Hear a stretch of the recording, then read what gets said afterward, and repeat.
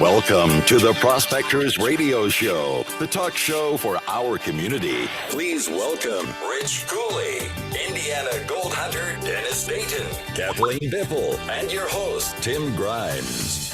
And don't forget about Jaron Wheeler. What's going on, guys? Not much. Sunday. It's Sunday, yes. We've been waiting for Sunday. I can raise my camera up a smidge. Oh, that didn't. Did it raise it up a little? Maybe a smidgen. I don't know. Cutting top of my head off. But I got to raise that up a schmeckle. God dang it. It's not staying up there. Yeah, it did. Okay, good. I don't know if Dennis is going to make it. Scott, I'm not positive. No idea. Probably okay there. The race is over, so it's no excuse. Well, there could be a lot of excuses. So let's let it go with that, right? But we got us here, and then we got Kayla Johanson from Whitewater joining us. Did I say her name right, Jaron? Johanson? Is that it? Yeah. Okay. From Whitewater will be joining us. So that will be quite interesting. It should be interesting. Yeah, we've never had her on before, so that will be cool. So we shall see.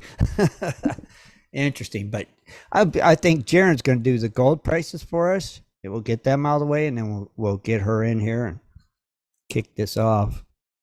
So, Jaron. 1 second, I was sharing it out on my Roger that. 2 accounts there. Yeah, no worries. Not okay. So we have open market gold is coming in at $1,838.87, down 0.19%. Silver at $21.59, down 0.61%. So that's low. We got platinum coming in at $914.88, down 0.32%. Okay. And then we have the Bitcoin, the one that shall not be named. They're coming in at 24,436, up 0.32% on the new day. Nice. Okay. Good. Silver's down. I'll tell you what. I know. I don't like that. I don't like when silver's down. It's depressing. I liked it when it was 23, 24. That was down like 21. Yeah. Well, gold and silver, they all kind of had like a major run up. So a little pullback correction. We like to call them pretty healthy, Yeah, but it's find a solid base there and build back up. I'd like to see them go up to 30 and then pull back to about 28. You know what I mean?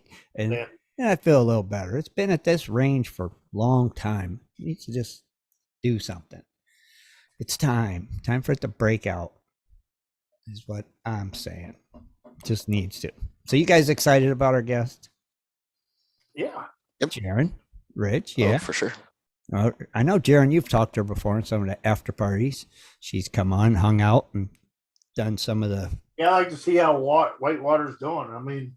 Yeah. I haven't followed it in a while, so... Oh, see, I was watching it loyally, and then, poof, it's gone. Mm-hmm. I'm like, really? Why? I never knew they stopped the show, though. Yeah. Yep. And I don't know the reasons. Maybe Kayla will tell us the reasons. Don't know. But yeah, there was a video that somebody put out that kind of explained it. I don't know how much truth there was to it or not, but we'll see. We'll see if Kayla can hit on that or anything. I hope she can. Hope she could clarify it a little bit for us. So we shall see. So Jaron, you send her the link whenever you're ready. She might be able to get on it. So. Yeah, and we'll get her in here. And might learn something new. We just might. It's possible. Possibility. Yeah, so I won't even be able to get to watch Oak Island this week, I don't think, because I'll be on Ed's show. Tuesday night. Yeah, that's Oak Island night. You're on Tuesday night, yeah. Wait, Oak Island comes out what, 9? Yeah. They go live at 8. They go live at 8, so. Yeah, you might be able to. I might make it, yeah. Yeah. Yeah, I was in Ed's auction last night with him, and like, you might have to remind him again because he seemed a little surprised on Wednesday when I told him. It's just like the day got here already. I was like, oh man, that's this week. I was thinking I still had time, but yeah, it's Tuesday. He sent me a message. I'm good. I just got to remember 7:30 pre-show, 8:00 they go live. Now they're not on Spreaker though. They're on something. No, they're just on YouTube and some other stuff. Yeah. Yep. I don't think so. I don't know. We'll see. I'll be there. Figure they call you there, right? They do it the same way we do with the Zoom. Oh, okay. Yeah. Yeah. They'll just send me the link and I'll join them. Okay. I wasn't sure if it was on Zoom or what it was. Yeah. Yep. And I will join them. And we shall see what they want to talk about. You want to pick I want to talk about you, Tim. You want to pick my brain. That's not a lot of picking. Right, Rich? I'm not answering that question.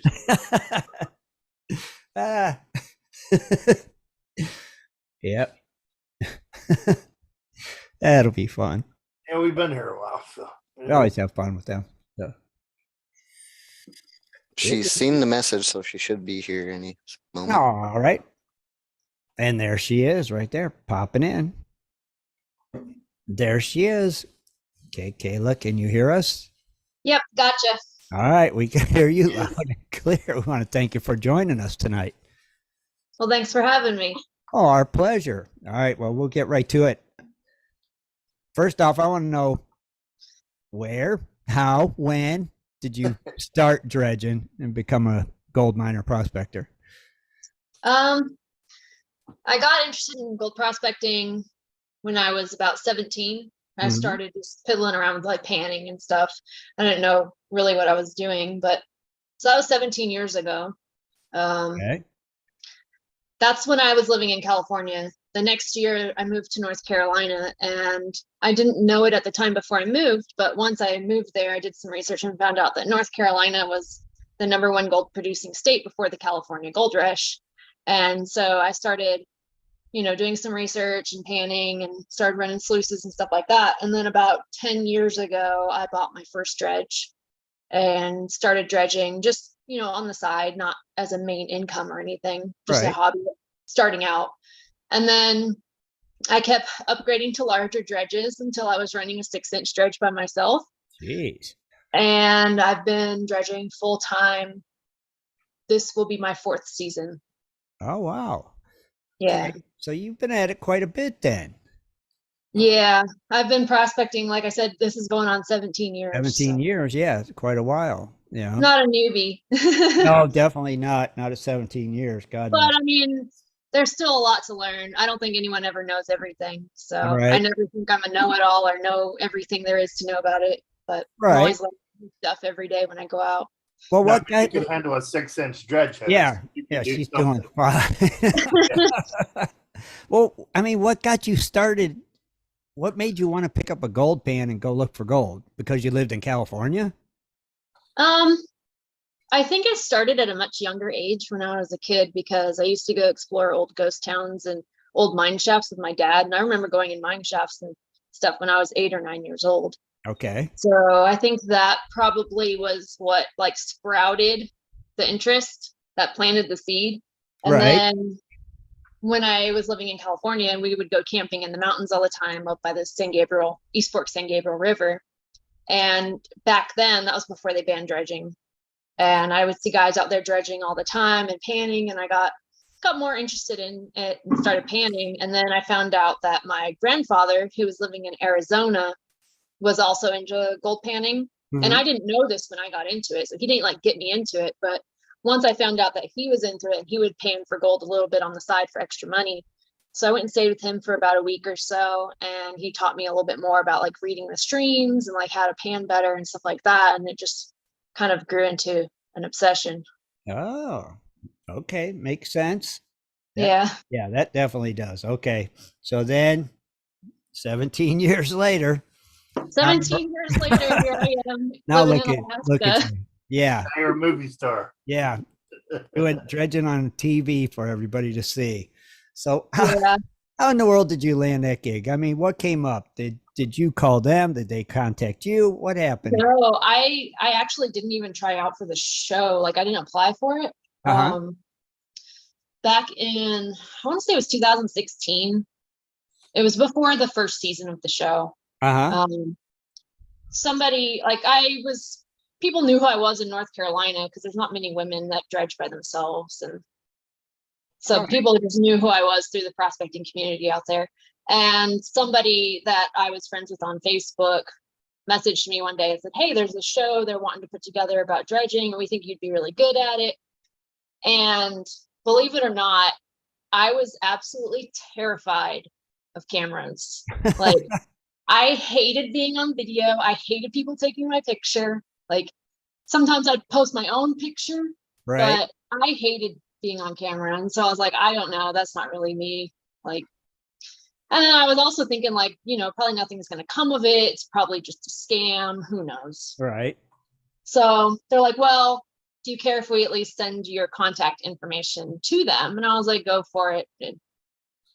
Like, the worst that's going to happen is nothing comes of it. Right. So I was like, sure, you can send them my phone number. So next thing I know, I was getting a call from like casting agents and stuff. And I went and did a demo shoot with Fred and Dustin and a couple of the other guys. And it looked like I was going to be going to Alaska to work with them that first season, but then they changed their mind, decided to go with somebody else. Right. So I was like, whatever, no sweat off my back. I'm just going to keep doing my own thing. So I just kept driving on my own. And then a couple years later, I moved to Alaska and was dredging full time on my own. Wow. And then I get a call asking if I wanted to come work with them. And the funny thing is, I actually almost turned it down. Well, because I was already, like, when I first was approached by the show, I saw it as a way to get to where I wanted to get to be able to mine full time and like go to Alaska.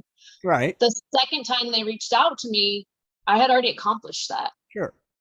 So I was already doing what I set out to do. So at that point, I was like, do I really want to give up like being my own boss and doing what I'm doing, having my own setup, my own gig going, right, for, working with other people. And it was quite the adjustment when I first started just working with that many people, because I'm used to working by myself or maybe one other person. Yeah. So it was definitely something that took some getting used to. Okay. But I'm glad I did it. Yeah. I mean, it's an experience. But what happened now? Why isn't the show on right now? Can you tell us that?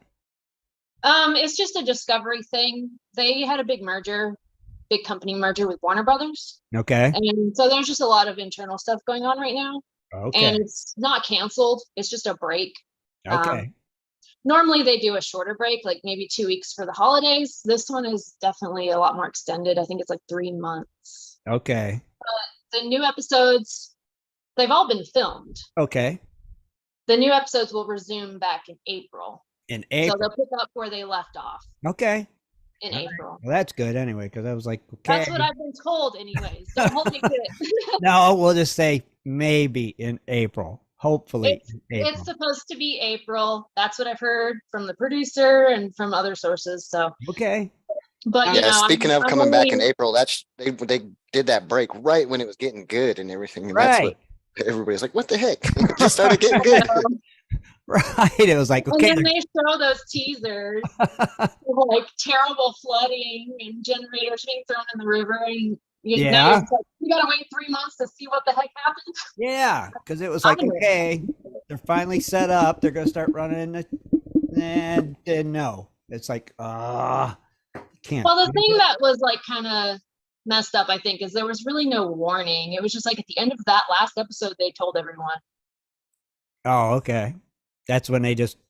That's when they announced it on TV. It was like at the end of the episode, like in the credits, saying, "Oh, see you again in the spring."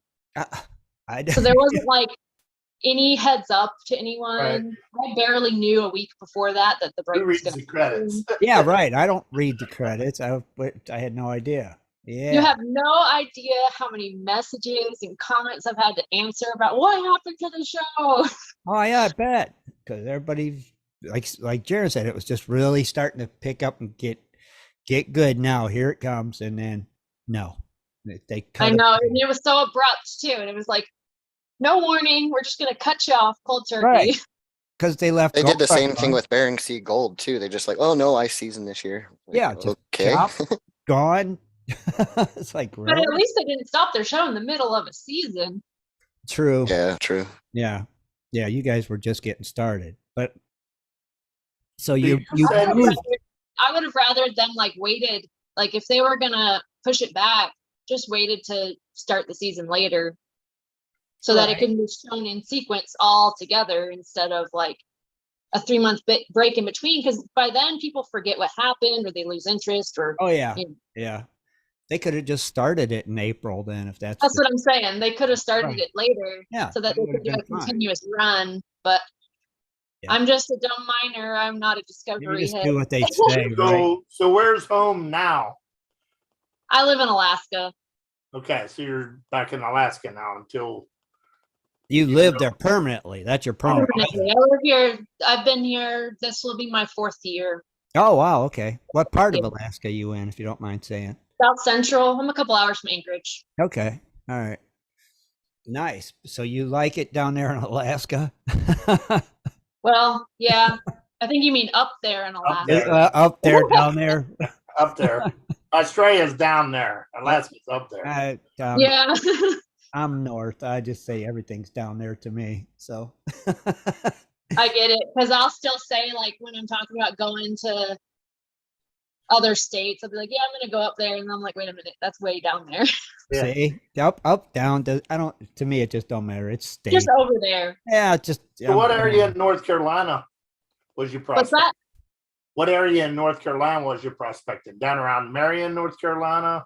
Or So I was in, like, the central area of the state, Piedmont area. So Randolph County, Guilford County, Montgomery County. Trying to think. I don't know any of that. Me neither. Montgomery sounds familiar. I know around Marion, Like where- Greensboro and farther south. Okay. Yeah. Greensboro. South of, like, Greensboro, Winston-Salem, south of that area.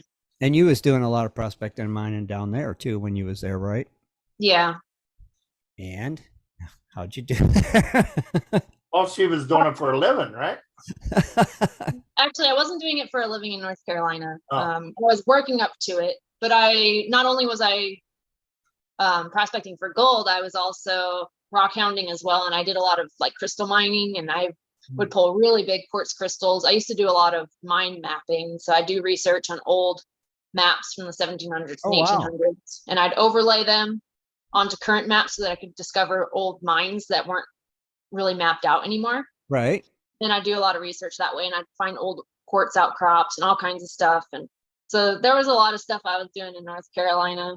I actually have a whole binder, like separated by county, and I have old maps. I have hand-drawn maps that I've done. I have all Wow. kinds of stuff. But I was doing pretty good with the gold. It wasn't quite enough that I could fully live off of it, Right. but it was decent enough. Like, it kept me interested. I was finding Sure. good pickers and stuff. So Right. And you was mostly dredging down there too, right? yeah, I was dredging, and I would do a lot of exploring and panning and stuff too. So Right. I did it all. We had a question in the chat from Randy Scotty Tony. What size dredge do you use, or do you have just one, or do you have multiple? Or I run a 6-inch dredge. I have 2 6-inch dredges, and I have a 4-inch. I used to have a 2.5 as well, but I sold it before I moved. Yeah. Nice. Backpack dredge? Yeah, it was one of those little Gold No. Buddy 2.5. Yeah. Those are great though. They're Yeah. really good for like exploring and like testing tiny streams and stuff like that. Huh? Now, okay, what are you running in your box as far as matting? Miner's moss. Miner's moss? Okay. I'm not fancy. Ah? I'm not fancy. Just miner's moss. Now on the Mine, show, are you using Dustin's dredge or your own personal or? I used his equipment up there Okay. because it's already out in that area. And Now, that's a 6-inch as well, isn't it? Yeah. yeah. But at home, I run a Proline 6. And that one up there is what, a Keen? Yeah. That's what I thought. I have a Keen as well. You got That a was the Keen? first 6-inch that I started on, was a Keen with the over under box. Right. And then this will be my second year running the Proline. You like the Pro line, huh? Yeah, it's my Yeah. favorite. That's my baby. I With- don't know if I like it more than my boyfriend. Hey, How many months do you run the show, or how many months can you say how long you're away? I mean, So we live at site. We have a camp there, and we live in tents from May till October. So 5 months. wow. We have the option, obviously, like to go to town on the weekends because we do Right. have like a day and a half off every week. right. Because if you work that hard every single day, you're just going to burn out really quick. So we do have days off on the weekends. We usually get Saturday afternoon off, and then we get Sunday off, and we have the option to go to town if we want to. A lot of times I would end up staying at camp though, because where we were this past year was so remote. The only way to get to it was helicopter or boat. Wow. So like getting to and from town was a big ordeal, and like you lose half your day off just in traveling. Sure. So I was like, there's no point in like losing half of my time off just for the commute. So a lot of times I would just end up staying at camp and work on my jewelry stuff that I make, or I would cut a lot of firewood. I think I cut like 90% of the firewood for our entire camp this Gee. past year. Okay. Now, does your boyfriend like dredging and stuff too? Does he go with you ever? Or? Yeah, he dredges as well. That's actually how we met. Oh, that's cool. Yeah. Now, does he have dredges too, or do you guys just count them as both your dredges? Or No, he has his dredges and I have my dredges, and we're going to keep it that way. Uh-huh. Nice. Okay, But we work together. Sometimes I go and help him at some of his sites, and then he'll come and help me at some of my sites. So we have our own like separate stuff going on as well, but we still tag team stuff and work together. Because it's a lot easier if you have somebody moving rocks and then somebody on the nozzle. yeah. You get a lot more done. Oh, now, yeah. David Villa asked, does Dustin charge you to rent use that equipment, or is it just given to you for the show? Or No, I don't get charged to use the equipment. Because you guys are like a team, right? Yeah. Okay. So it's like So we're all working on his all claim. for one, one for all kind of thing. Right? Yeah, sure. Sure. Okay. moving along. Yeah. Another question Terry Curry asked, what's the largest nugget you've dredged, either on the show or personally? Or I can't fully claim it myself because I was working with my boyfriend at the time. This was quite a while back, but when we were working together, at one point we had found a 1/4 ounce nugget. Wow. Wow. Very nice. Yeah. Hmm. Now, was that in Alaska or somewhere else? It's in Alaska, In Alaska. Okay. but that's all I can say. Okay. Well, yeah, I understand. So what's this jewelry thing you're talking about? You make jewelry too? Yeah, so I make handmade jewelry. A lot of it, like I make gold nugget jewelry, but I also do other stone jewelry as well. I do what's called wire wrapping. Mhm. I don't know if you're familiar with it, but Yeah. I use sterling silver and do wire wrap jewelry. And I actually have a store online where I sell it on Etsy. Really? Yeah. Okay. Well, I know you sell pay dirt too, don't you? Yeah. Okay. Is that just something you just started doing? Is that something you're going to keep doing? Well, I just added it to my Etsy store this winter, but I've been selling pay dirt for 3 years now. Oh, wow. Nice. Okay. Yeah, so I've been selling pay dirt since before I was on the show. Okay. And the jewelry as well. I actually opened my Etsy store back in 2017. Okay. So I've been doing it for a little bit. And if you're interested in finding that, Scotty's been putting her links in there.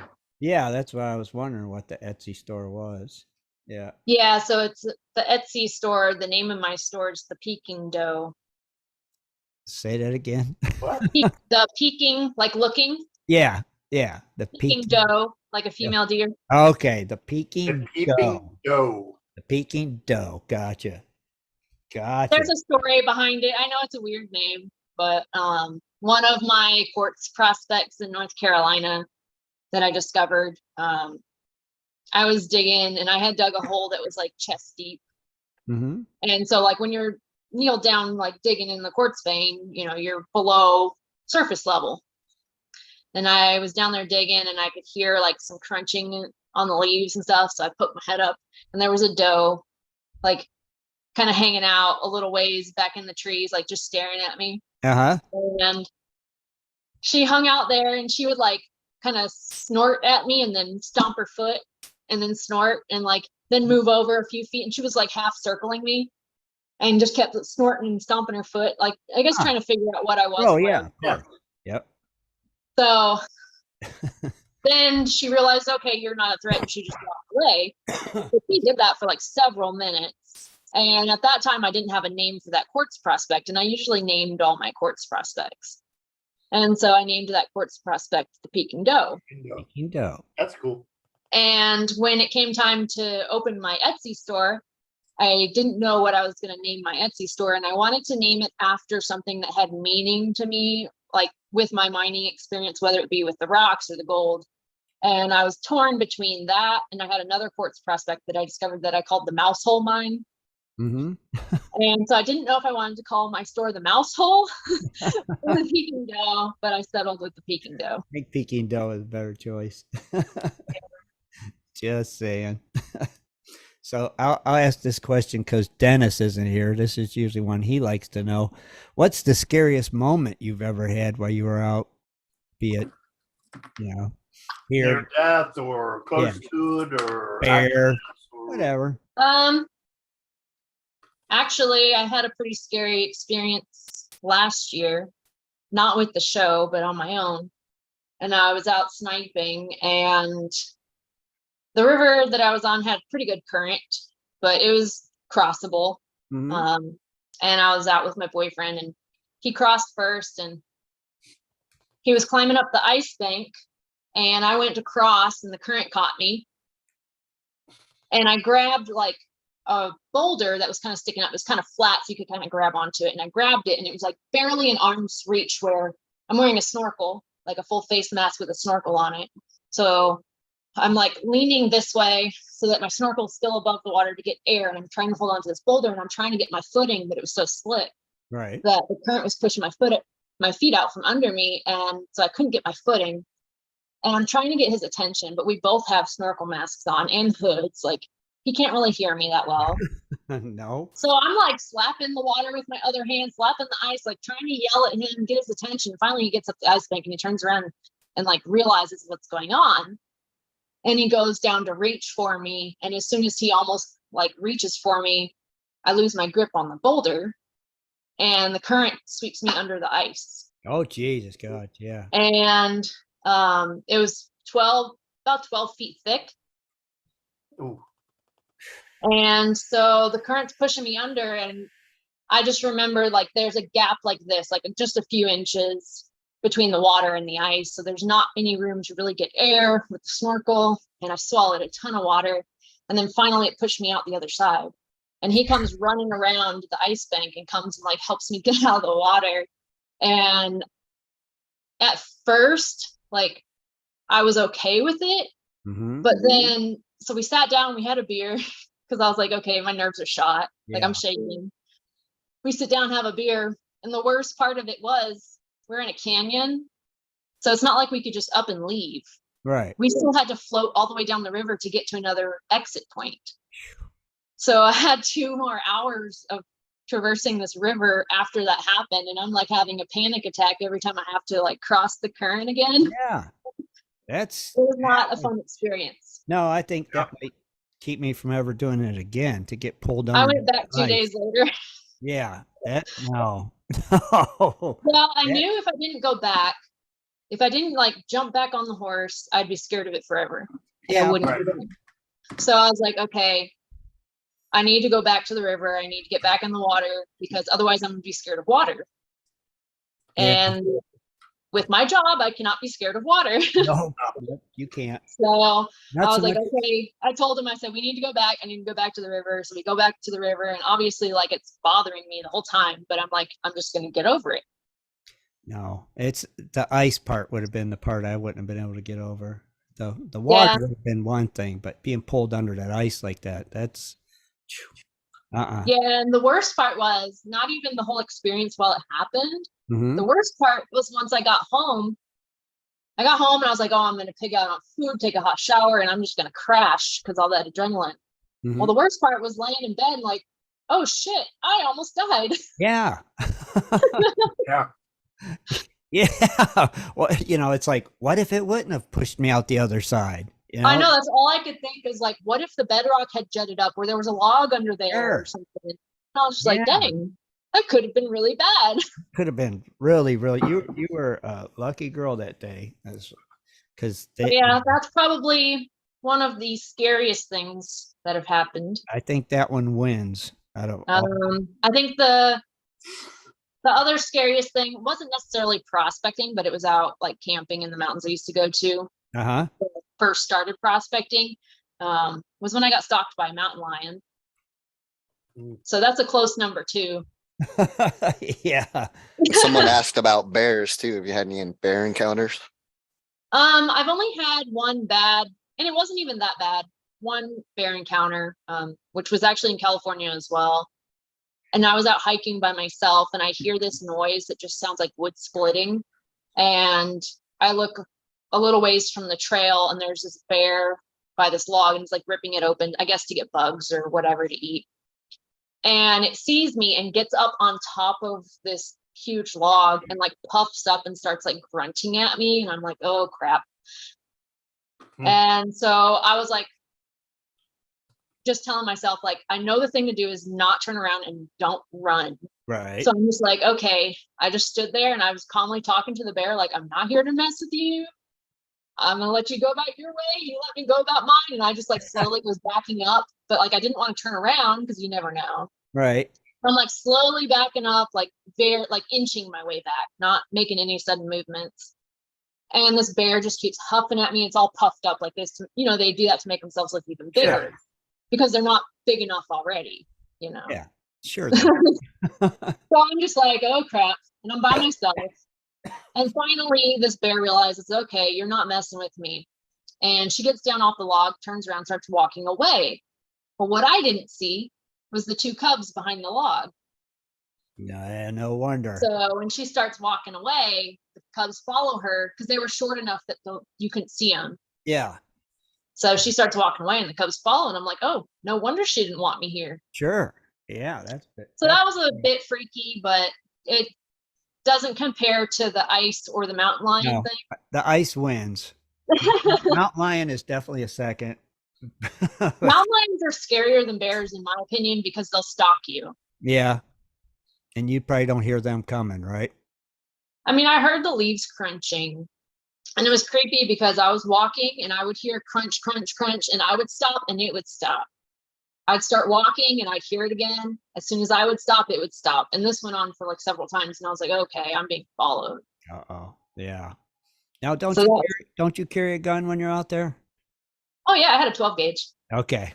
All right. I was like 17 when this happened though, so I was scared. Yeah, even with the gun, I guess you would be, because I know. So once I saw the cat, like I didn't see the cat. I kept hearing the noise, and I'm like, what the heck? And so finally, I stopped the last time, and I saw the cat, and it wasn't that far from me. So I just like started shooting off into the woods and scared away, and it turned out around. That would do it. Jesus, God, crazy though. Mm-mm. Yeah. Nope. And was that in Alaska or North Carolina? Alaska. That was in California. Oh, that was in California. Yeah, that was before I moved to North Carolina. The mountain lion and bear incident were both in California. Both in California. Okay. Yeah. Gotcha. So no crazy incidents in North Carolina or Alaska yet, knock on wood. Not yet. Well, the ice was in Alaska. The ice was in Alaska, so that's the worst one. Yeah. That's definitely the worst by far. Jesus, God. Now, do you have anywhere that you would like to go dredge in the future that you really want to go? I mean, I always wanted to go to Alaska and dredge, but I'm here now. You're already there, yeah. So Yeah, that was kind of my bucket list thing, and then it turned into my life. I'd have to think on that. Not necessarily dredging, but like I would really like to go to Australia and go metal detecting.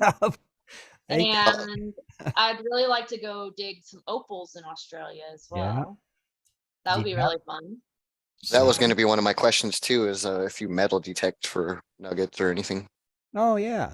I do a little bit here and there. It's not been like a steady thing that I do, but I have a metal detector. I've had it for like 9 or 10 years now, but I've only used it so many times. Most of my stuff I do is dredging, but I did a little bit this past summer and I found a couple little pickers with it, just metal detecting some shallow bedrock up on the upper benches that had been mined, but the excavator teeth, you know, they miss a lot in cracks. They can't really clean the bedrock that well. So I went behind them and metal detected and found a couple little pickers. Oh, nice. Yeah. They're like half a gram or so. Did you take one down there to you guys' claim down there? Yeah. You did? Okay. Yeah. Nice. I got to do a tiny bit of metal detecting, but I didn't really find anything with it. The claim where they do the show, is that in Alaska or what are they? It's in Alaska. It's outside of Haines. Yeah. Okay. It's just rough to get to. It's just hard to get to. Yeah. I mean, when you found out where you was going to be going, did you go like, I'm not sure about this? You know, that might be a little too much. Well, she already lived in Alaska, so Not really. Really? I No. mean, you're off the grid pretty much, right? Yeah, but before I was working on the show, I was already like living in a dry cabin with no electricity. Okay. I was hauling my own water and I had to run a generator to have power. Like, okay, so you were kind of used to living in the roughing it. tent wasn't too big of a transition for me. Right, right. You were used to roughing it. Yeah, so I mean, it doesn't bother me that much. God, Especially yeah. if I keep busy. I don't know. I would think, yeah, a lot of guys couldn't take it. Yeah. Well, I'm not a lot of guys. No, definitely not. So, see, good for you, though. I mean, excuse me. It's not easy. I'm not saying it's easy. It's not a cakewalk. No, it don't look easy by any means. You know, it looks like it's a lot of hard work. I mean, just getting your equipment down to where you're trying to set up your crew at looks like it was a major undertaking. Oh, yeah. You know, so especially this year, because it's not like we just had to find a trail. We had to build a trail. Right. On canyon walls. Yeah. And we didn't have lumber to do that. So then we had to mill our own boards with a chainsaw mill. Yeah. And so the whole thing was hand done. The core drill to drill the holes out, to set the pipes, and then we milled all the boards, and it was a lot of work. And then we had to haul all our equipment back there. Yeah, that's a lot of work, but hopefully the gold's better because it's harder to get to, right? You have to watch and find out. Oh yeah, well we in April. Well, now before Whitewater, had you done that extreme of dredging with that fast of water and that deep, and just it's just crazy the whole show, you know, it's just different than what the average dredger would be facing. Oh God, yeah. The water speed didn't necessarily bother me because I had done some fast water stuff before, to the point to where you can't really even turn sideways. It wants to rip your mask off. So I already knew how to handle the fast water. That wasn't really an issue for me. The depth was a new experience for me. I'm actually a certified diver, so I've dove in that deep of water, but not with that much material surrounding you. Okay. So, because I've dove, 30 something feet before to get my certification done. And that's not really that big of a deal for me. But when you add the depth plus all that material on the sides and big boulders and, anything could happen. Yeah. We tried, like I had a rule, not this past season, but the one before. I mean, it still applied this season, but that, there would be no tunneling straight down, because the deeper you get, you need the top to be wider. It needs to be kind of like a funnel, Mm-hmm. just to avoid anyone getting hurt or worse, dying from a big boulder coming down, undermining stuff, things like that. So I always have a rule. I try to make the top a lot wider, kind of how they do pit mining, and they do levels, and Yeah. you don't ever want just a straight vertical wall. Right. So that was one thing that I came up with. I was like, there will be no vertical walls, because if we're going to go straight down, then the next day we need to work the top and widen the top, then go down, then widen the top, and, back and forth that way. But it was definitely a new experience, because we went through, I think, 22 feet of overburden. Wow. Not this year, or this past year, but the one before, when we were at McKinley Creek. Okay. So when you go through that much overburden, I mean, that's a lot of material. Yeah. Yeah. So one little landslide underwater, that's going to bury you. You're going to die. You ain't kidding. Holy cow. So that was a bit tricky. At the very end of the season, I kind of broke my own rule, only because we had an impending storm coming. Mm-hmm. And I just had this gut feeling. I knew that was going to be the last day we could dredge. And so I have this thing, like, I don't ever want to ask anyone on my crew to do something I'm not willing to do. Mm-hmm. And if it's too dangerous, like, I don't want to put somebody in the position to get hurt, and I'd rather just do it myself. Right. So on the last dive, I ended up diving. It wasn't my turn rotation, I don't believe, but I just told him, like, hey, I'm going to take this dive, because I knew I was going to end up going straight down at the very bottom, because I needed to see if it was even feasible for us to hit bedrock, because at that point we hadn't hit bedrock. We were following the bedrock wall that was sloping in, but we hadn't hit the bottom. And so on the last day, I tunneled, like, just wide enough that I could fit down in this hole, and I just tunneled straight down and just kept going and going. And it was about 5 or 6 feet deep, past where we left, like past the bottom of our hole, was when I finally hit bedrock. Oh, nice. And okay. if I hadn't have done that, we would have never hit bedrock that year. Right. And you wouldn't have knew. And we wouldn't have known. Mm-hmm.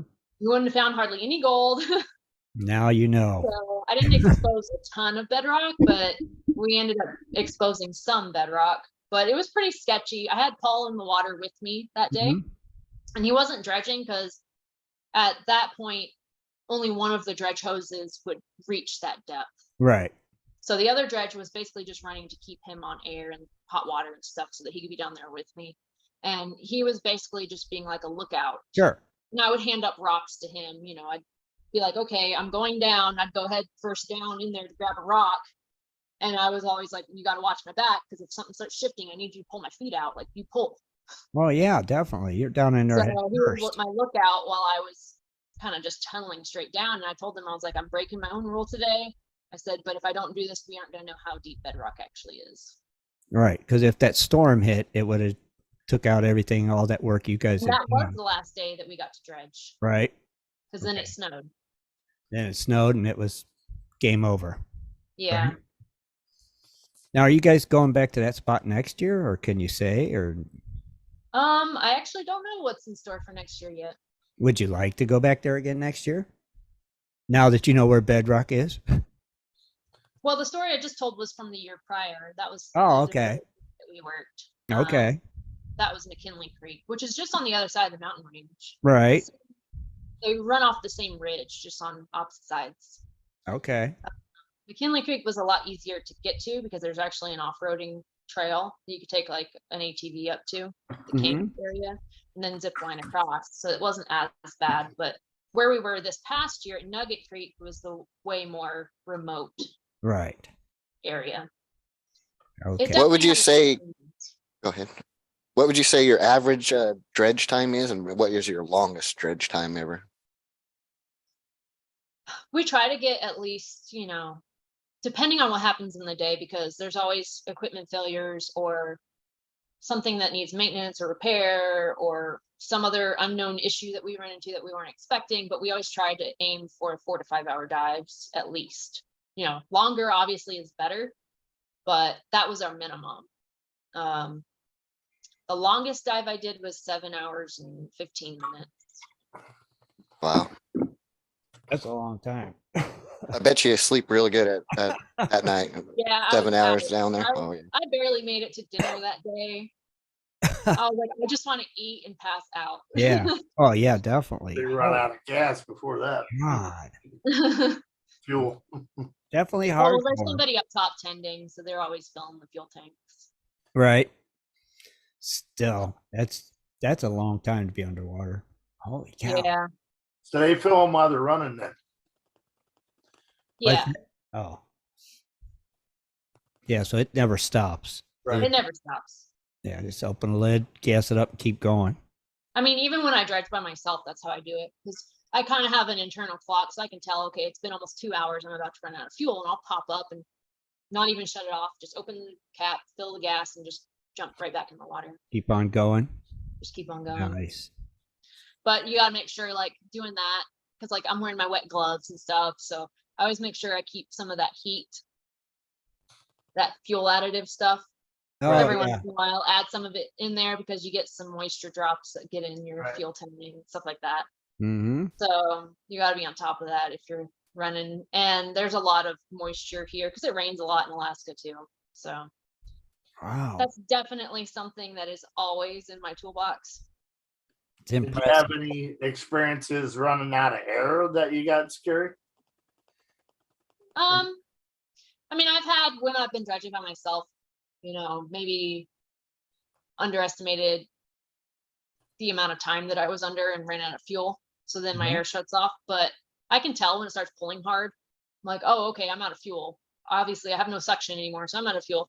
Right. And like, And I then know the what's mask goes, happening. sucks up against your face. Exactly.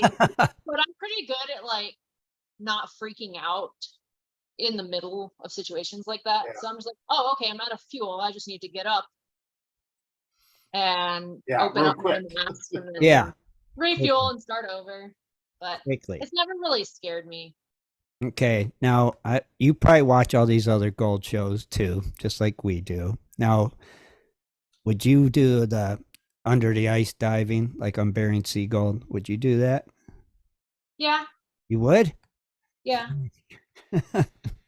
I've had offers actually to go work up there, and I've considered it a couple times, but it's just never really worked out All right. what I had going on. God, But I actually would rather do, if I was to ever go to Nome, I would rather do ice season versus summer season. Okay. I don't get it. I wouldn't want to go under that ice. Nope. Well, I don't know. In the summertime, you get all the summer storms and it's Yeah. swells, and there's so many days you can't mine. And I would just rather get in there, do a little 2-month stint or 8 weeks or however long it is. Get in there, get the gold, and get out. Yeah.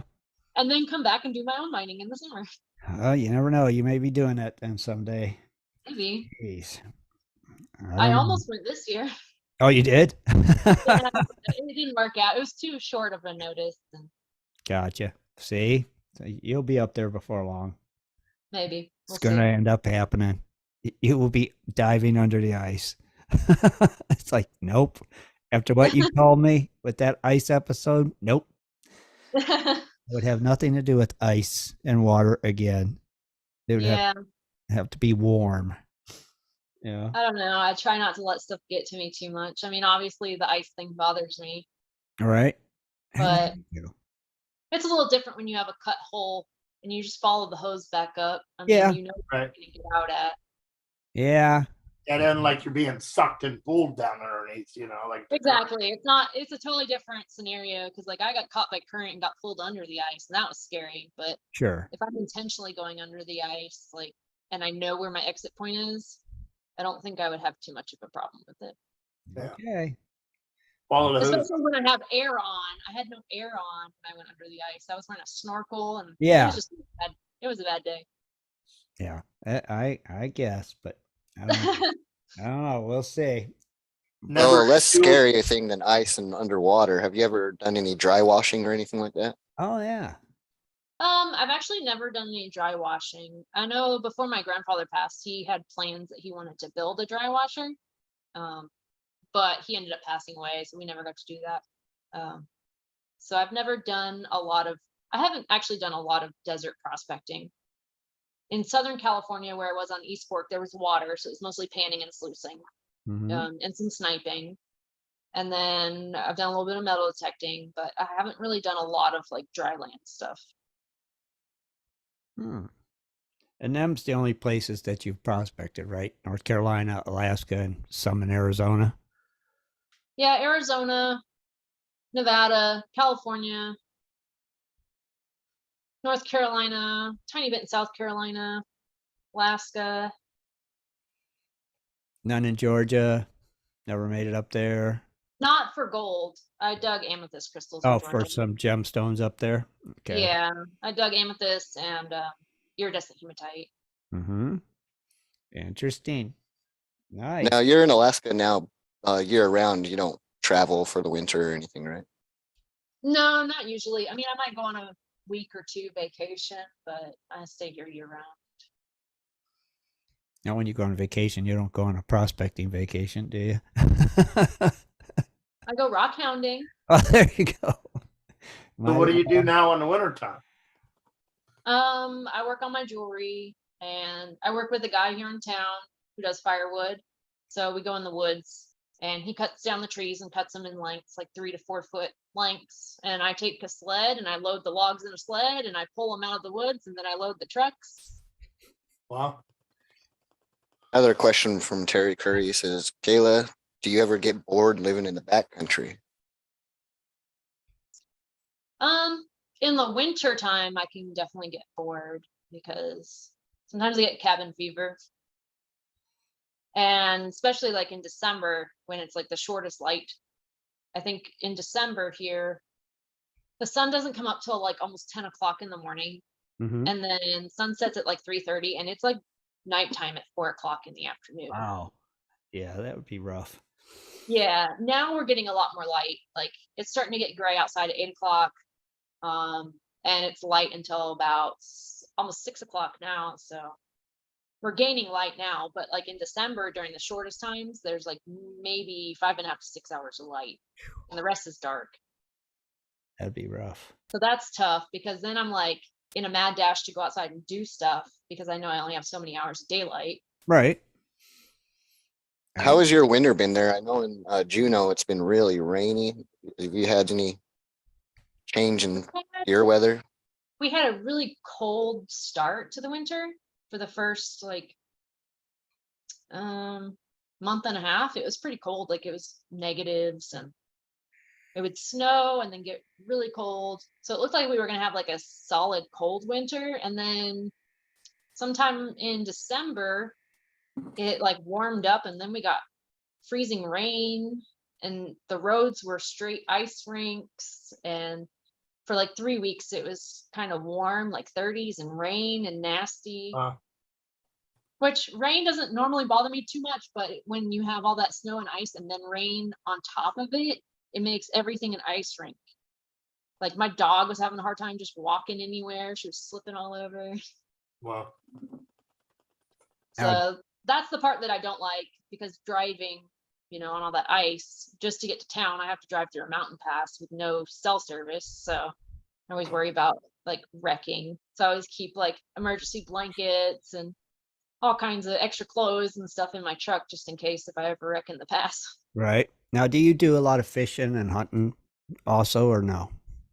I used to do a lot of fishing. I haven't done any in a few years now, but I've never been really big into hunting. I have gone deer hunting and, did squirrel hunting and stuff like that Right. when I was younger. But I'm not opposed to it. It's just I already have so many things that I do.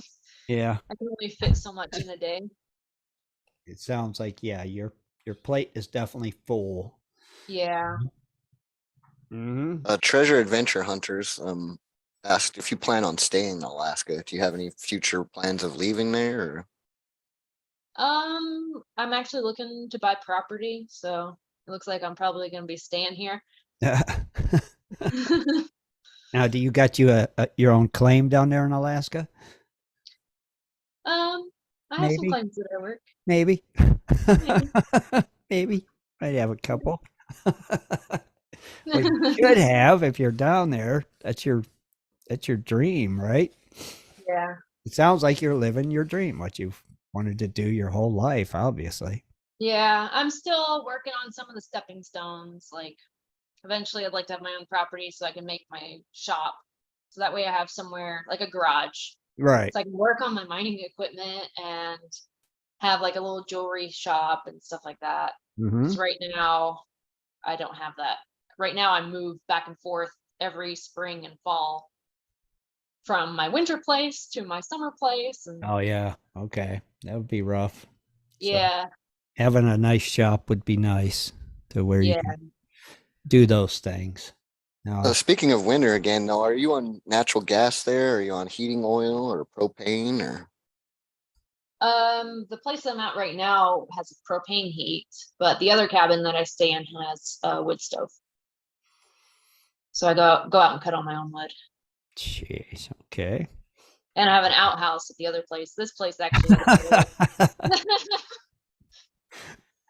Man, I actually have a shower and a toilet and a refrigerator at this place. in So I this love one, yeah. nice. The other one's got an outhouse. The other one's got an outhouse and a cooler and a generator. That's roughing it. Yeah. Yeah. Jeez. Hey, as long as you like it. Yeah. Well, it's temporary, sometimes you got to suffer to build up to get what you actually want. And Yeah. I could easily go find somewhere that's $1,500 a month to rent. But Right. then I could save money to buy property. Right. True. So I only spend money on expensive rent in the winter when I need it. And in the summer, I rough it so that I can save that money so I can buy my property. Okay.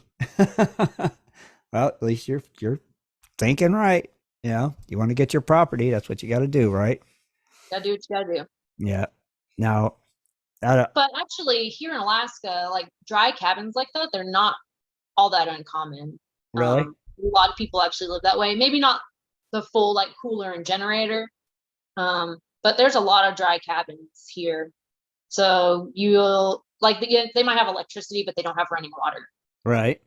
So that's a pretty common thing here. Obviously, there's normal houses too that have your electricity, septic, plumbing, all that. But quite a few people live in cabins that just have electricity but no plumbing. So they haul water. They have an outhouse. Right. It's pretty common. I know before I moved here, I was like, oh, what did I go back to the 1930s? Right. But it's actually a normal thing here, unless you're in like one of the big cities. Like if you go to Anchorage or something, it's modern. Gotcha. But smaller towns, there's a lot of dry cabins. Okay. But like you said, that allows you to save money. Yeah. So that makes sense because everything now does everything cost a fortune where you're at too, like it does in other parts of Alaska? Like Yeah, it can be pretty expensive. Like where I live is a really tiny town. Mm-hmm. We don't really have a grocery store here. I have to drive an hour away just to get gas. Wow. So we don't have a gas station here. So just like getting supplies sometimes can be a little difficult. And where I live isn't as bad as some other places. Like other places, you might have to have stuff flown in. So I'm not complaining. I don't have it as bad as or as rough as some other places in Alaska. Right. And I'm still driving distance to Anchorage. Like it's a 4-hour round trip if I go to Anchorage. Okay. So I can always go to like your big box stores, like, Costco or Sure. Home Depot or whatever. Oh, and okay. Get stuff. You could stock up then. Yeah. But at one point, I know when I was in Haines this summer, I think gas got up to like $7 a gallon out here. And it was like $6 a gallon where I live, or the closest gas station to where I live. Yeah. So that was pretty expensive. Yeah. In the summertime, like when I don't have a refrigerator and I have a cooler, I have to buy ice. And if I Right. drive an hour away to get the ice, it's like $2.75 to $3 or something like that a bag. But if I buy it here in town where I live, it's $5 a bag Wow. Okay. for an 8-pound bag of ice. Gotcha. So it's pretty expensive. Sure. Can you get Like them in today, I cubes bought a bag instead? of spinach and some ice cream. And it was $16. Now, can you get your ice in cubes? Can you get them in the solid cubes, or do they got to be crushed or cubes? Because usually it lasts longer if you can buy them in blocks, In the solid. Well, they only sell like the bagged cube ice at the store here. Okay. So I don't When really I was have in Colorado, they had that option. You could buy the crushed ice, or you could buy the solid ice, and yeah, it it lasts a melts heck of a lot longer. longer in the cooler than Right. they did crushed ice. You know. Yeah. Is your water potable where you're at? It's drinkable, or Where I'm living right now? yeah. Yeah. It's Uh, well watered. They have like little kitchen countertop units that can make ice cubes. Like they make like 8 in like 3 minutes. So I used to bag them. I bag them up in the summer, so I save money on the ice. Well, in the summertime, I don't have electricity. Oh, Oh, okay. yeah. You're I on. just have a little like 2000 generator. Gotcha. So like I use that to charge my phone and like turn a light on or watch TV Gosh. or play my video games and my Oh yeah, you got to be able to play them video games. Yeah. well, at nighttime, I gotta have something to do. You ever use the portable power stations? I have I like have a little like battery pack. okay. Well, the that I power charge. stations you can use the solar to recharge it. I haven't used those. So far what I've been doing is I have like a 2000 generator. I'll run that and then I charge this battery pack, and the battery pack, like you could charge a phone like 20 or 30 times on it, Right. or it actually has an outlet in it. So like Yeah. you can plug in a small TV in it or whatever, Right. a light. But I mean, Yeah. to save the gas from the generator, you can use your solar power to Charge the charge the battery. power station. Kayla, there's a familiar face you might know in the YouTube chat. Carlos Miner says hi, Kayla. Hey, Carlos. Well, that's right. That's one of your partners. Yeah, that's my buddy. See, so all right. Here's a question. I'm gonna throw you under a bridge here. If you could only mine with one of them guys, if they said, "Okay, Kayla, you got to pick one of the crew," who would it be? Who would you want to be teamed up with? Just throw her into the I'd pot. throw her right into the lion's den. I think I'd have to pick someone that was on my crew just because that's who I actually mine with. Right. Like I like everyone on Dustin's crew as well, but I didn't actually work side by side with them as much. Right. So I definitely pick someone on my own crew. I think it would probably be Paul. Oh, okay. Right. Because they got a lot of we work experience. really well together. If I need something, he kind of knows. Like I don't have to go in long, in-depth descriptions. If I say something, he knows what I'm talking about, and we just kind of are on that same wavelength. Oh, right. I mean, he's the other one that has the longest. Like me and him both have done 7-hour dives. So I think if I had to choose anyone, it would probably be him. Right, because it seems like Carlos and Dustin work good together, and like you said, you and Paul, Wes, I think could fit in anywhere. Yeah, I really like Wes too. I would hang out with him and Paul all the time. But Yeah. I like Carlos a lot too. It's a hard question, but I think I have to pick someone from my crew just because that's who I've worked side by side All with. right, you know how they work, so that makes sense. Exactly. Okay, see, so it wasn't that. Now, Carlos says, let me call Exactly. you and put me on speaker. I got a lot to tell you about today. Carlos must have some new breaking news or something. Some breaking news. Uh-oh. I don't know if that's good or bad. Right? He said to put him on speaker though, so it must be good if he wants everybody to hear. Jeez. Yeah, Paul and Wes they've been prospecting and mining for a lot of years too, right? Yeah, they actually build reverse helix trommels. Right. Yeah. Yeah. And that's how they got in with the show, was working on building that equipment. Yeah. Yeah, we had them on the show a long time ago when they was on Gold Rush with Fred and Melody and Dustin back in them days. Remember? Someone's trying to call me. That's probably Carlos. Probably Carlos. Probably Carlos, but I don't know how. So I'm on my phone on this Oh, And I don't know how Oh, to answer a call and do this. right. And I also don't know what just happened to my audio. We hear you. Can you hear us? Yeah, it just got really quiet. Okay. Gotcha. Carlos could just call the show number if he wants. And he Yeah, could- tell him to do that. yeah, he could do it that way, Jaron. He could tell her if he wants everybody to hear. I'm trying to figure out how to get my volume back up. Uh-oh. It might just kick back in automatically. Maybe when that Yeah. call came in, it just made you quiet, and now I Just can't dropped get it it down. back.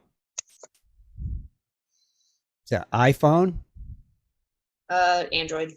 Android. Okay. Well, we'll I'm see. not the best at tech stuff. We'll just see if it comes back. so you want me to just post the phone number? Is it open? Yeah, it's open. All right, we'll try to get him in, and then I don't know if we want to keep it open or if I should delete the number afterwards. Well, we could open it after he's done. That way, if anybody's got any questions for Kayla. So let's see if he calls Kayla. Let's see what the news is. Might be yay. Hopefully I can hear it. Yeah, hopefully.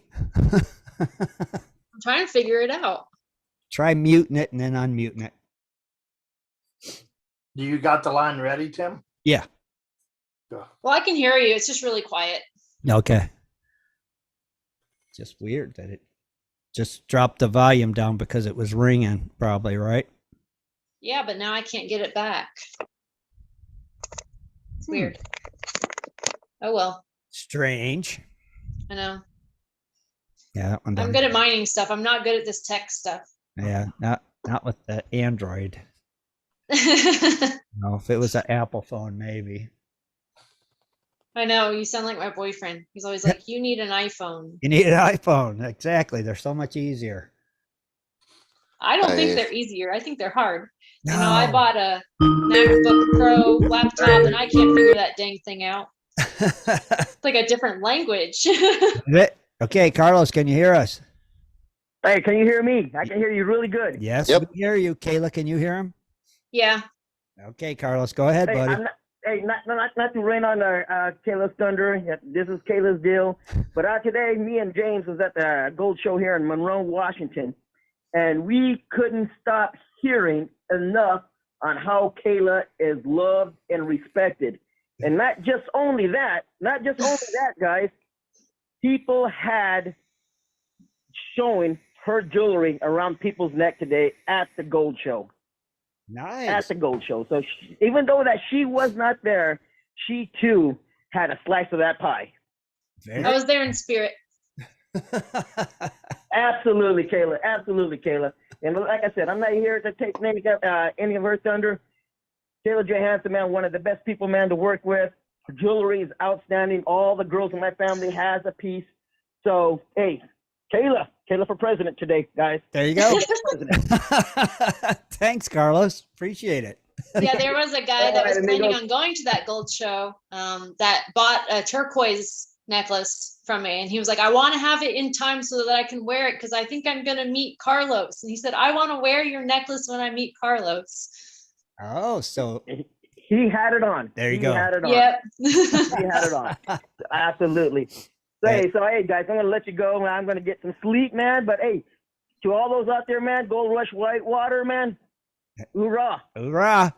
Later, Carlos. Hoorah. Hey, Carlos. See you, Carlos. Thanks, Carlos. All right, bye. All right, so hey, phone lines are open if you want to ask Kayla a question. The number is 419-520-7574.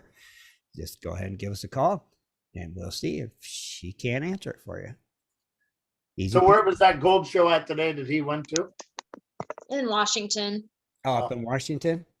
Yeah. I had some people ask if I was going to go, but I just couldn't make it down there. Right. How many hour drive would that have been? Oh, I wouldn't make that drive in the winter. No. No, I'd have to go all through Canada. No. It's a several day drive. Yeah. No. Not happening. Not happening. I'd have to fly if I went. Yeah. Interesting. So I'm glad they posted a link to your Etsy site. That way Yeah, see, I guess somebody said their mother and sister loved the nugget necklaces they got from you. Yeah. So Cool. very cool. Yeah, I've been pretty busy with the jewelry stuff over the past year. I've Right. shipped packages all over the world. There's people in Sweden, the Really? UK, Australia, Well, France, Norway, the Netherlands, Man. Germany, Okay.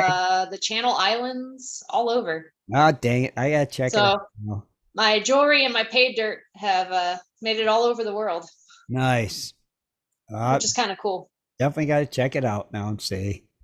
On Etsy. Dang it. It's gonna make me spend money, is what you're gonna do. And apparently, I have a pretty big following in Sweden Really? because of my last name. Yeah, you kind of look Swedish. I am. Oh, you are, Steve. There you go. My grandfather moved to the US from Sweden. Okay. See? My other, not the one I spoke of earlier, but my Not the other not the grandfather on my Arizona one. dad's side. He Gotcha. was actually from Sweden. Gotcha. Dang it. Now I want to look on the website. I want to see some of this jewelry, but I can't do it while I'm doing the show. But I want to. How long have you been making the jewelry now? I started making jewelry about 6 or 7 years ago, but right before I moved to Alaska, I kind of took a break and didn't do it for a while. So there's probably about almost 2 years that I didn't make a whole lot. And then my first winter here, 3 winters ago, I picked it back up just because in the winter I didn't have a lot to do. It was a good way to pass the time. And then I started selling it again to make extra money, and it kind of just took off. Now, and you're making this with gold you find, right? Mhm. That's cool. Well, some of it, like I have a lot of wire wrap tree pendants that I make, and I'll intertwine a gold nugget within the tree trunk. Huh? And actually, I might have one here. Yeah, I was can gonna show an say, what's a example. tree pendant? It's like a wire wrap tree, like the tree of life. Or Okay. I'll show you one here. Okay, that'll help.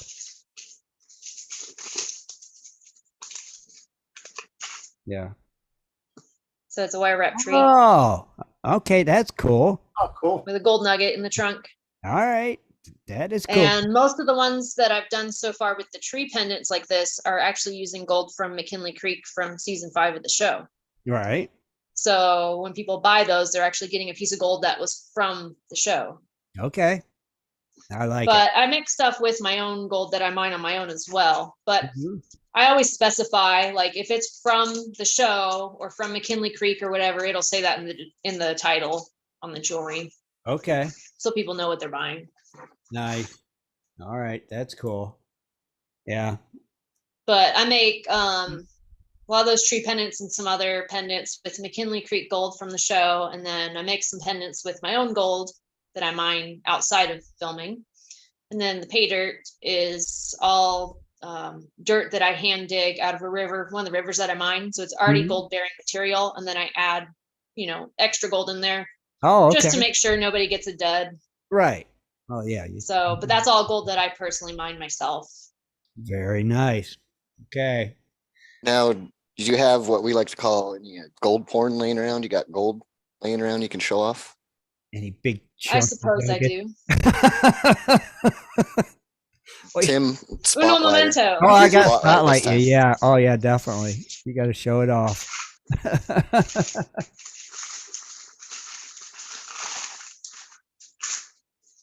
Hang on one second. Okay. While she's doing that, I noticed we've had about 50 people throughout the night. We've only got 28 likes, so hit that thumbs up. That's You're right. enjoying the show. Button. That's right. And don't forget, if you got a question, give us a call. So where's this link again on the site, Karen? It's been posted multiple times on the YouTube. We can put it back. We'll put it on the main page on GPS. Yeah. Okay. Oh, there you go. Is that your quarter ounce? Oh, Yeah. I didn't get to see it. I was looking at the chat room. Show me again. Oh, dang, that's nice. That looks like a quarter ounce. Yeah. Got a nice sound to it too. Yeah. And now you found that metal detecting, sniping, or diving, or what? Dredging. Dredging? Yeah. Clinking in the But- tube going up or what? Oh, it had to. Oh, look at there. Those Oh, are pretty. That one would make a nice necklace too. Yeah, that one's not gonna be for sale. That one is definitely in my own collection. That one's the keeper, right? Yeah. I mean, I can't sell everything, I find. I gotta save Yeah. some for myself. That's true. Or yeah. I don't know. Those are some nice pieces. Way to go. Very cool, Kayla. wow. Yeah, that's Oh, nice geez. stuff. Wait a minute. I thought you were done. Hold on. Let me spotlight that. Yeah. Oh, dang. Very nice. Uh-huh. It's just a little stuff that I've been collecting Yeah, just a little stuff, right? over the years. Well, you got quite the collection. Very nice. Dang. Way to go. You're doing good. Yeah. Now, do you see yourself ever just going, nah, I'm done with this. I just don't want to do it no more. Do you ever think that'll happen? Or do you just love it that much? I've definitely had days where I've been like, what the heck am I doing? Right. But it wears off usually. It goes away. And you Yeah, see it the usually gold, goes get away. back on it. It's just when stupid stuff happens and I'm like, what am I doing? Why am I doing this? Like if I'm having a bad day and everything's going wrong, that's Mhm. usually when that kicks in. But then I'm like, you know what? It's temporary. It'll be better tomorrow. All right. And it usually is. Sometimes it isn't, but usually it is. This is true. But I've definitely had my moments where I'm just like, what did I get myself into? Why am I doing this again? Yeah. Am I nuts? Somebody stop me. All right. Razor in the chat room asked, what was the most gold that you ever seen in the dredge mats on it for a single dive?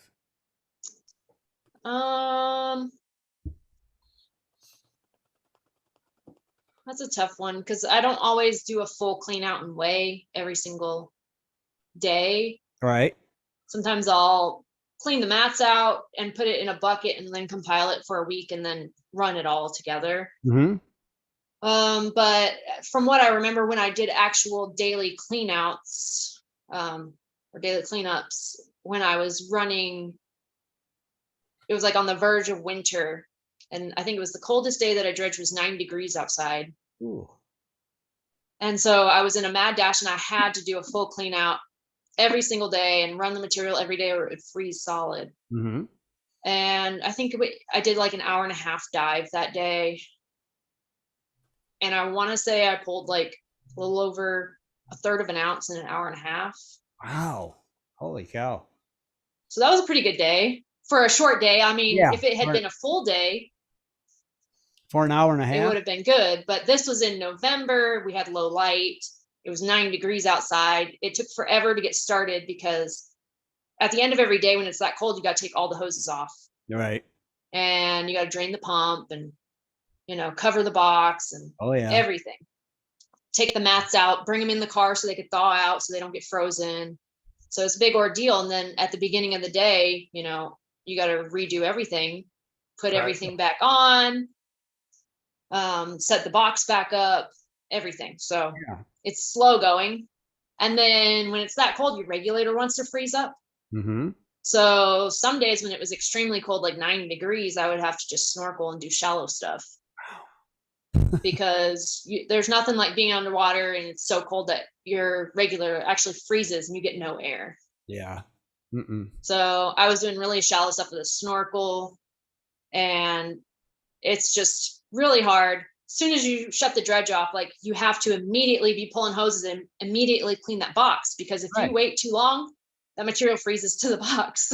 Yeah, when it's that cold, everything's free. So it was like, shut everything off, hurry up, clean the box really quick, then pull all the hoses off. And then my suit would be frozen on me. Jeez. I'm wearing a dry suit, so I wasn't actually frozen, but my suit was frozen stiff on me. Sure. So I'd unzip my suit and I couldn't get it pulled down because it was just frozen solid. So I'd have to go sit in my truck with the heat on to thaw my suit out just so I could get out of it. I had icicles hanging off my hair. The gold must really be good to go through all that. Yeah. That's all I could say, because it's like, no, not going through all Well, that. it was like the last little push, because winter was coming, and I was like, if I don't do it now, winter's going to come and I won't be able to do it anymore. Right. And we had really cold temps coming, and I knew I just had to get what I could before the very end, and I just did what I could. It would end up being short actual run times because it takes so much to put everything back together and then take everything apart at the end. So I really would only get maybe 1.5 to 2 hours in the water. Yeah. But like you when said, I was finding that kind of gold, I mean, it was worth it. Yeah. If you're finding that, it's worth it. You're not out there doing all that for like a gram of gold or something. It's like, yeah, no, it was worth it. And that was like my last little supplemental push before winter. Yes. Because I don't dredge for a hobby. Like, that's how I make my living. Right. Exactly. That's and kind that of was like my your first bank. winter up here. And I wasn't sure. I was like stressing out about winter because I was like, I don't have a ton of money. So that's when I started doing the jewelry stuff again. And then I started using some of the gold in the jewelry and doing the pay dirt and all that. It works out. Smart. Yeah. I mean, that's like your. But yeah, that's when you're dredging in water that cold or air temperatures that cold, definitely brings like the difficulty level to a whole new level. Yeah, it does. That's what I'm saying. That's too much. If you're like, better be more than a gram or I ain't going and getting cold. And I know like in the mornings, that's mostly when I was like, why the heck am I doing this crap? It was on those mornings before I got started. Once I get started and I'm going, I'm fine. Like once I'm in motion, I'm in a rhythm, I'm good. Sure. But it's like that mental like preparation of like, okay, I'm about to go freeze my butt off all day long. Right. It makes me be like, can I just lay in bed where I'm warm for an hour longer? Yeah. Oh yeah. I but then once I get going, it's fine. I carry a thermos of hot water with me because I wear a dry suit, so I don't run hot water. But I'll carry a big thermos with hot water in it. So like when my hands get cold, because the water's like actually turning to slush, like it's freezing. It's that cold, sure. Your fingers get really, really cold. So I carry hot water and I'll pour hot water down my gloves every so often just to give them a little warm up and keep me going. I think they definitely picked the right person to be down there, dredging with Dustin and them for sure. You definitely can do it. But then at the end of the day, like, I don't know, there's something weirdly satisfying at the end of the day when you do something that difficult. At the end of the day, you just kind of feel proud of what you did or like a sense of accomplishment. Yeah. And when you see you're like, I didn't let that condition win. Right. I beat it. Right. And when you see that gold in the box, it's like, okay, it was. Well, yeah, that too. It was a good day after all. Sure. Yeah. But it's like just building up to get to that point is the hardest part, is just getting motivated first thing in the morning to go do that. But then once I'm doing it, it's fine. But then afterwards, I'm like, oh, I actually did that. Right. Psyching yourself up for it. That's it.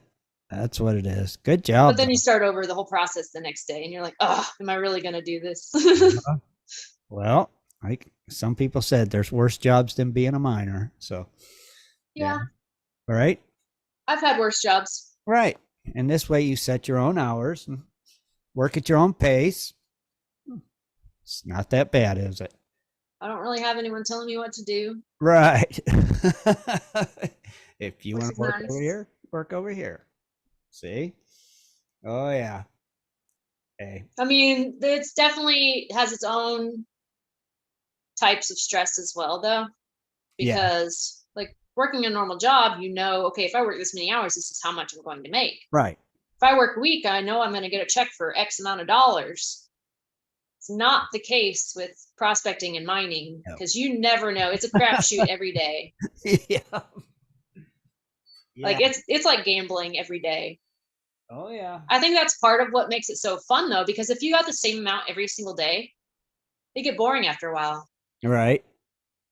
Well, you would know what to expect. And I think part of the fun of it is not knowing what to expect. Right. You don't. Exactly. It could be less or it could be like you just hit the mother load. You don't know. You just never know. Like you could find nothing and have a really terrible day, or you can hit that one good crack and it just be, Right. you Yeah. know, nice pickers and nuggets in it. You just never know. And I think it's that thrill of the hunt that keeps people going It that is. are really into it. That's what it is. It's the thrill of the hunt. It's all about that. I swear. Because if it was a set amount, like you're like, okay, I'm going to find a third of an ounce today. I'm going to find a third of an ounce today. I'm going to find a third of an ounce tomorrow. And for the rest of my life, it's like, then it's just a normal job. Right. Right. But you're just working for a paycheck, which obviously you have to make money or it's not worth doing over and over again. But it's just the unknown of today could be a really good day, or you might find your record nugget, or you never know. Yes, that's it. But the thrill of the hunt. That's it. Hit the nail on the head. Jeez, Kayla. Well, all I know is you're doing a great job, and can't wait for April so we can tune back in and see how you guys did. And we want to thank you very much for joining us tonight. It's been a pleasure. And yeah, it's been fun. Hopefully you'll come back sometime, maybe after the season's over, and you could talk more about the show, the episodes, you know what I mean? Yeah, that's the hard part about the break is like, right. I can't talk about anything because they haven't shown it yet. Right. Whereas if they hadn't done this dang break, we'd already be farther in the season. There's so much more I could be talking about. Right. Well, no, you did fine. I mean, but we'd like to have you back after so you could tell us some of the stuff about. Tell you the rest of the story. Yeah. So we're already starting the next season when we're. Yeah. Yeah, if they don't start it till April, there's still 9 episodes left. Wow. Okay. So and you're firing back up in May, April, right? I'm already going to be mining by the time the season ends. I was going to say, yeah. Holy You'll cow. be starting again. Nice. Well, that's good though. That'll work. But we look forward to, like I said, catching up with it. And we want to thank you again for joining us. And you're welcome back anytime you'd like to come, Kayla. Thank you. Sounds good. Well, thank you for having me. Our pleasure. Yeah. You have a great evening. Good luck. Be safe out there. Thanks, Kayla. You as well. Thanks, Kayla. Take care. Bye, Kayla. Have a good one. You too. Bye-bye. Bye. All right, everybody. That was Kayla Johanson from Gold Rush Whitewater. So be sure and check that out in April when it comes back on. Check out her Etsy site. Get you some of that fancy home handmade jewelry. I got to check that out after the show. I want to see what she's got. That sounds like some cool stuff, right? Rich, you gonna check it out? I've seen a lot of it. It's pretty cool. Oh, you did? Yeah, sometimes in the after party, she'll just be sitting there talking to us and wrapping some jewelry and showing us. That's cool. All right, she was a good guest. She definitely getting some gold. Oh, she's also on Facebook as a Kayla Nugget Johanson. Oh, okay. Is that her? Okay. Got it. Very cool though. Awesome. She definitely got some nice gold. Oh, she is a dredging machine, right? For sure. She wants to go under the ice. Ain't no way, brother. Nope. Nope. Nope. And nope. I would not do it. Yeah, she's all for it. So you never know. She may be. Yeah, definitely. Under Bering Sea. I mean, I wouldn't mind it. It'd have to be a controlled situation, as long as I knew the situation was safe and I checked it out. And yeah, I'd go for it. Dude, I don't think I would. I don't know. I don't know even if they said you can have all the gold that you dredge up, I still don't think I'd do it. It's under ice. I don't trust it. Yeah, but follow the hoses back up. I mean, I don't know. Yeah, I guess. You're on a tether, so I mean. Yeah, I know, but still. Yeah, Thomas is saying the same thing. Sign me up for under the ice. I don't know about you guys. You're all crazy. Yeah, Thomas. Hey, if the gold's worth it, why not? I guess so. I will check out her Etsy site. What did she say the name it was? The Peking Dough. Peking Dough. Peking Dough. Peking Dough. Peking Dough. Peking. So that Peeking. P-E-E-P. Peeking. Kingdoe.